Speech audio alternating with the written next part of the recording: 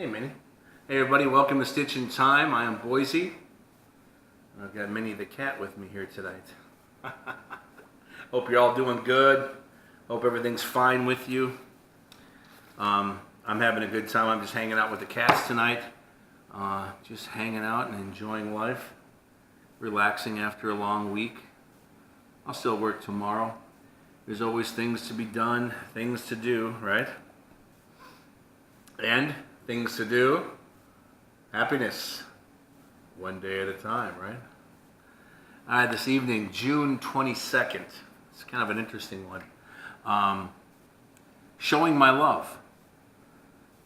The people around me who love me deserve my attention and my love.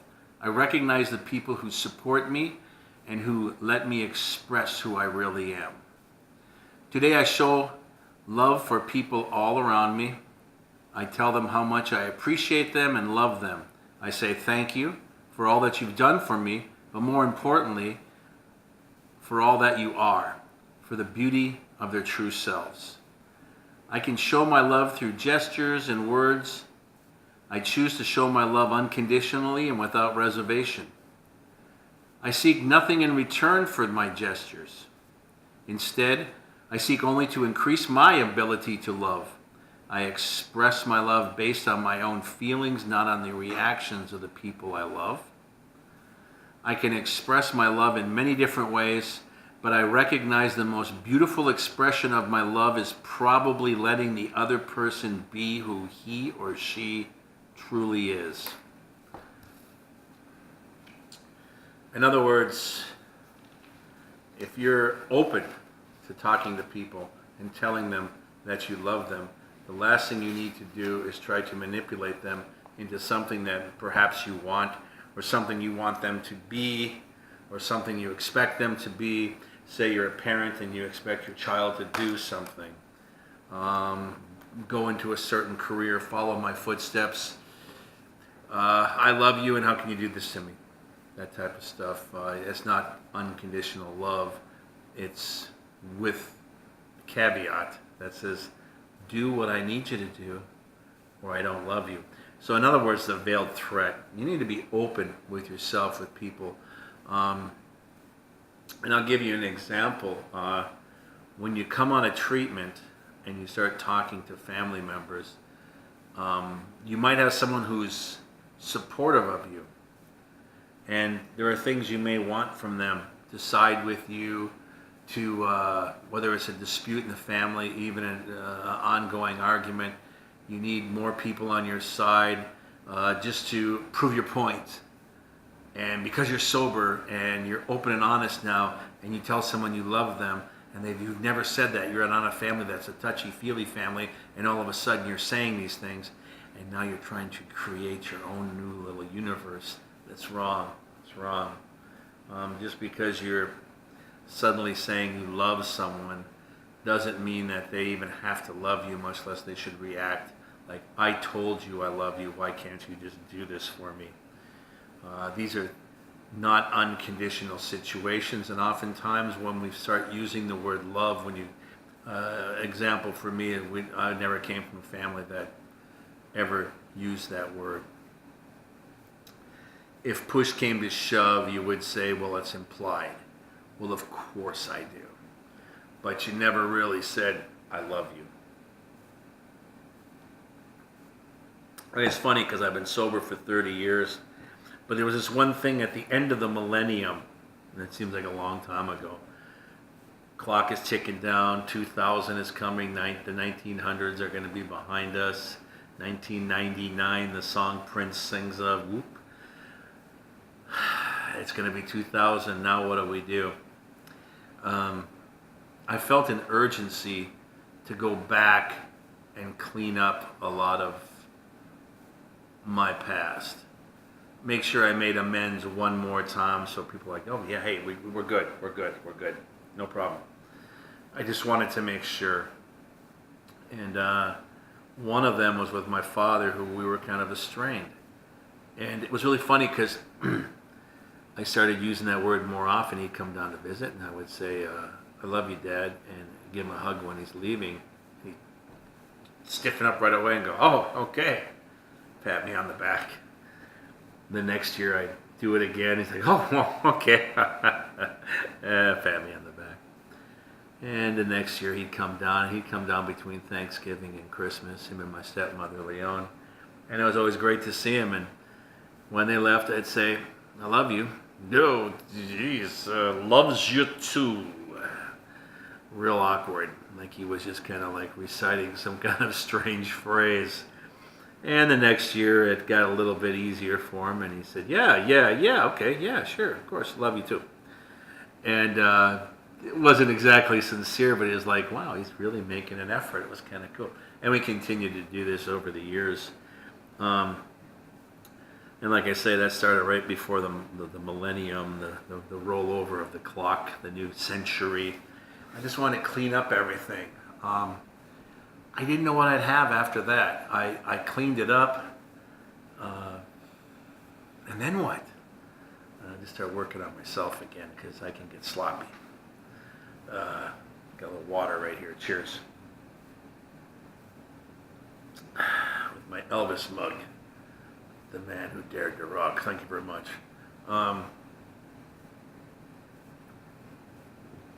This thing with my father continued and continued until the last year he came down to visit. And I said, I love you, Dad. And he goes, I love you too. And we gave each other a strong embrace, a pat on the back, which was not the awkward, oh, it was like, yeah. And it felt like the circle finally was complete. Now this was years and years and years and years and years and after the millennium. But like I say, he was the last one to work on, and he was the most important one because he was the one that I had the biggest problem with during my drunkenness and drug years, and even after I was sober. I had a lot of resentment to him, and it was just nice to fix, but it took time. So things don't happen right away. But that was the big one. I had to take care of that one. And it was really funny because that was the last time I'd seen him, and the last words we said to each other was that I love you too. Later on he got sick at this hotel from Legionnaire's disease, believe it or not. That shit is still out there.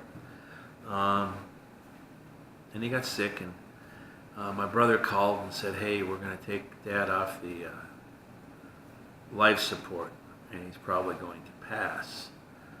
He seems to be in a bit of a coma. He's not coming out, and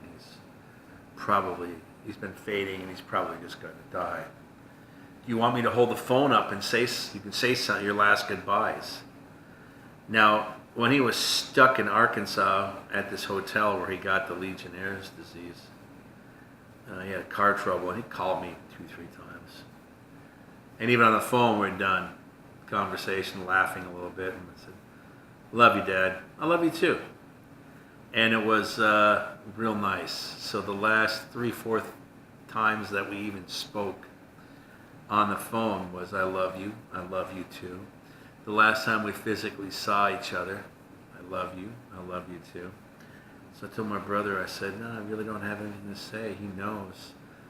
And I know that he knows. This has really gone full circle. And his passing was easier to accept with the communication of love. A lot of times the unfinished business is what we really grieve over. We didn't get a chance to say goodbye. I didn't get a chance to really say what I wanted to say. And in this particular instant, I did. And it was refreshing, and it was gratifying, and it was earth-moving to me. Make sure when you say you love someone, you tell them. You tell them all the time. I don't want to get into morbid stories, but we might lose somebody that afternoon in a car crash. They might have a heart attack. They may be murdered. They may drown. They just may have an accident and fall and hurt themselves. And You just figured you were going to see him for supper. So just said, see you later. And you're the one that's going to actually feel that there's unfinished business. You're the one that's going to grieve. Always make sure that you say you love someone. You love them. Say that to them. And when you see him again, say it again. Say it again, Sam. Keep saying it. Don't let it get away. Take those opportunities. They strengthen your bond. And when that eventuality happens, when one of you two are separated from the other due to someone's passing, it's easier to accept. It's kind of like that movie with Patrick Swayze and Ghost, when he says, it's really something. The love you feel inside, it goes with you. That's the only thing you are ever going to take with you. Your possessions, your Zelda souvenir cup, your book, Happiness One Day at a Time, your home, your car, your clothes, my extensive music library, your hobbies, the things you collect, they don't go with you. None of it goes with you. The only thing that goes with you is your spirit and your feeling. Make sure that you have a good spirit. You're giving people the proper feeling. Let them know that you love them unconditionally. Let them know what you think of them. It's connection, it's communication. It's very important. Whether it's just your brother, just your sister, your grandmother, your grandfather, your father, your mother, your neighbor that you're close with, friend from high school who's dying. Say these things to them. It's important. It's important for you to make sure you get it out there. During the building of your relationship, it's very important to say those things. Show those things. Show a gesture.